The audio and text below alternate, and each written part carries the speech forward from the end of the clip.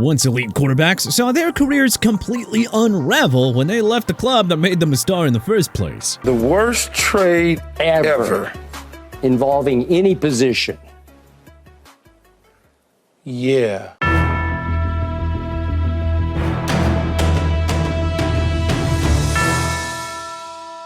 Let's dive into 5 great NFL quarterbacks who enjoyed a career renaissance in a new team, and 5 who completely fell apart. Saved their careers? Peyton Manning. Before the 2011 season, Manning signed a 5-year contract extension with the Indianapolis Colts worth $90 million. At 35 years of age, the deal was sure to make the 4-time MVP a Colt for life. Or so we all thought. Manning wound up having to miss the entire 2011 season recovering from neck surgery. Further complicating matters, the Colts finished with football's worst record at 2-14. And getting the first overall pick meant drafting generational QB prospect Andrew Luck at number 1 overall. Not knowing if Manning would ever be fully healthy again ahead of his age 36 season, the Colts released the greatest player in franchise history and indeed selected Luck 1 month later. Manning immediately became the most sought-after free agent in NFL history, but surprised everyone by signing with the Denver Broncos of all teams on a 5-year contract worth $96 million. Manning looked rusty early on, with the Broncos losing 3 of their first 5 games to start the 2012 campaign. But the Sheriff rallied them to 11 straight victories to secure the AFC's top seed and won Comeback Player of the Year honors, after completing 68.6% of pass attempts for 4,659 yards and 37 touchdowns. A year later, Manning won his 5th MVP after tossing 5,477 yards and 55 touchdowns, both single-season records. The record-setting Broncos offense propelled the club to a Super Bowl 48 appearance, but they were ultimately crushed by the Seattle Seahawks. Manning redeemed himself in his swan song season, however, helping the Broncos to a Super Bowl 50 championship 2 years later. Manning retired a month after finally hoisting his 2nd Lombardi trophy. In 4 seasons with the Broncos, Manning went 45-12 with 4 division titles, 2 AFC title banners, and a Super Bowl. Destroyed their career? Brett Favre. 2005 was supposedly Brett Favre's final NFL season. Then it was 2006, then 2007, then 2008, then 2009,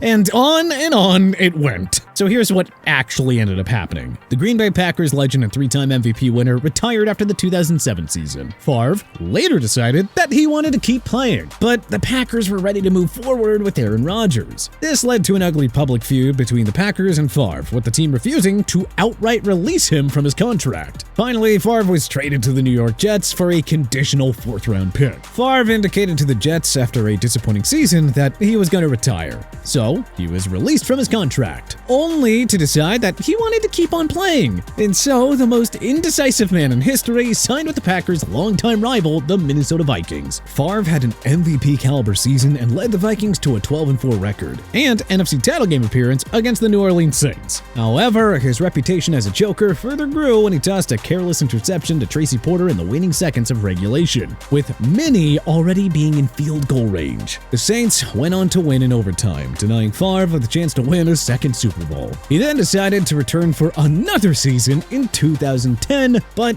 it was clear that Father Time had conquered Favre once and for all. Saved their career? Drew Brees. Brees was a 2nd-round pick of the San Diego Chargers in 2001 and became the full-time starter 1 year later, but lackluster performances in 2002 and 2003 prompted the Chargers to seek a new QB at the 2004 NFL Draft, and they used the top pick on Eli Manning. Of course, Manning would be later flipped to the New York Giants, with 4th overall pick and fellow QB Phillip Rivers going to the Bolts. The arrival of Rivers seemed to light a fire in Brees' belly, as he enjoyed excellent seasons in 2004 and 2005 to set up a QB controversy in San Diego. Brees decided to test free agency in 2006, allowing Rivers to step in as the Chargers' new starting QB. The Purdue product wound up signing with the New Orleans Saints in free agency, joining forces with first-year head coach Sean Payton. Proving that surgery on his right throwing shoulder was no cause for concern, Brees took his game to new heights and turned the Saints into an NFC powerhouse. He spent 15 seasons in NOLA, leading them to 3 NFC championship games and their first Super Bowl championship in the 2009 season. Brees took the Saints to the playoffs 9 times and retired as the all-time passing yards and passing touchdowns leader, though Tom Brady would later break those records. Man, and to think, the Miami Dolphins were scared of Brees' shoulder and chose Dante Culpepper instead. Destroyed their career? Joe Namath. Broadway Joe is a living legend in New York Jets lore, because, quite frankly, this organization would be historically irrelevant without him. Namath had his best years when the Jets were still part of the AFL, but he cemented his legacy as a New York sports icon when he led Gang Green to a stunning Super Bowl III victory over the heavily favored Baltimore Colts. Namath memorably guaranteed a Jets victory, even though they were 18-point underdogs, and he backed it up all right. However, the Hall of Famer's last 2 seasons with the Jets were nothing short of disastrous. He went 4-17 as the starter with 19 touchdowns against an alarming 44 interceptions, prompting the Jets to cut ties by waiving him in 1977. Namath tried reviving his career with the Los Angeles Rams, but he made just 4 starts and had 3 touchdowns against 5 picks. Pat Hayden replaced Namath as the starter, and Broadway Joe finally retired after the 1977 season, albeit way after his best before date. Saved their career? Bobby Layne.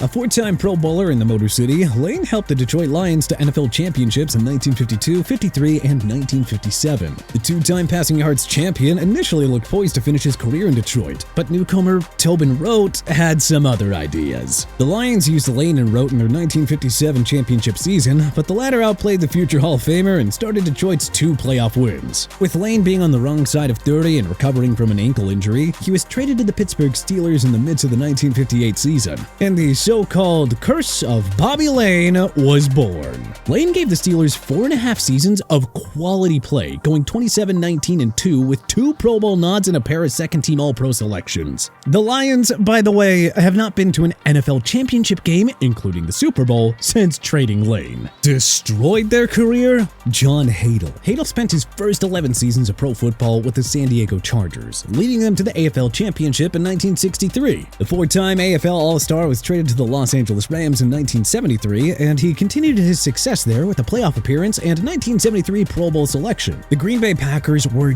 desperate for a starting QB, and Hadl had lost the starting job to James Harris. So in the midst of the 1974 season, Hadl was traded to the Packers for 5 draft picks, 2 firsts, 2 seconds, and a 3rd rounder. But the Hadl trade proved to be a disaster for Green Bay. Hadl lost 12 of 19 starts over 2 seasons and had just 9 touchdown passes against 29 interceptions, forcing the Packers to pull the plug after the 1975 season. Saved their career?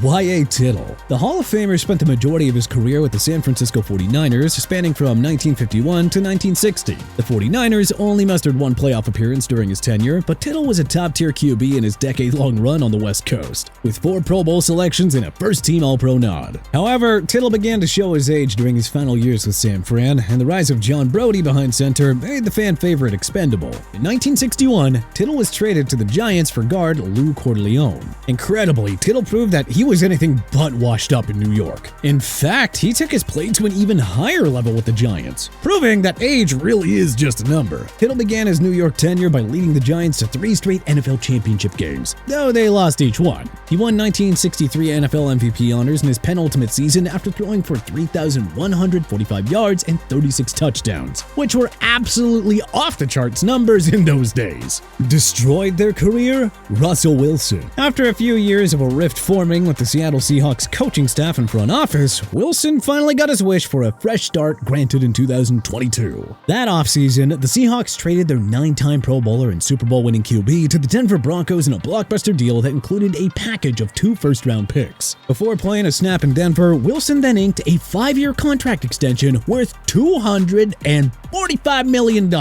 And oh boy, did it blow up in the faces of everyone. You know, except Wilson's bank account, we suppose. Held back by a woeful coaching staff and horrible offensive line, Wilson lost 11 of 15 starts to begin his Denver career and had 16 touchdowns against 11 interceptions. He actually had a pretty solid bounce-back year under new head coach Sean Payton in 2023, but it wasn't enough to please him. Wilson was released in the offseason and signed a 1-year deal with the Pittsburgh Steelers, where his career further went down the toilet. Seeing how mediocre Seattle has been since trading Wilson, can we all agree that this was just a bad trade for everyone? Saved their career? Kurt Warner. In his first 3 seasons as the St. Louis Rams' full-time starting quarterback, Warner led the team to 2 total Super Bowl appearances, including a victory in Super Bowl 34 and won 2 MVP awards. Unfortunately, injuries and the emergence of backup Mark Bulger limited Warner to 7 starts with the Rams over the 2002 and 2003 seasons. A disappointing 1-year stint with the Giants in 2004 further indicated that Warner was washed up.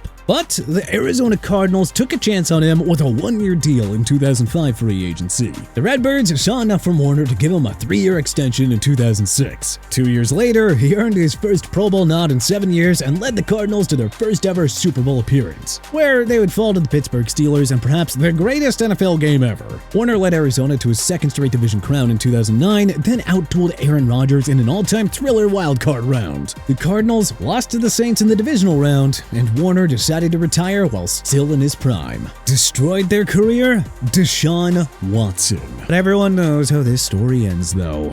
Watson demanded a trade from the Texans after a miserable 4-12 finish. He then sat out the 2021 season after being accused of misconduct by more than 24 women. The Cleveland Browns, for some reason, took on the PR backlash anyway and acquired Watson from the Texans in a 2022 trade that included 3 first-round picks. Watson then got $230 million in guaranteed money. 3 years later, the Browns got 9 wins and 10 losses out of 19 starts from Watson, whose play sunk to historically bad levels in Cleveland. Man, to think that he was once on a Hall of Fame trajectory in Houston. But hey, which other QBs saved or destroyed their careers after changing teams? Are there any notable names that we may have missed? Let us know in the comment section below. If you like this video and learned a thing or two, then hey, clicking the like button helps us out a ton. And you know, we really appreciate it. If this is your first time coming around to TPS though, subscribing is a great idea because we put out videos like this every single day. But as always, thanks for watching and we'll see you guys next time.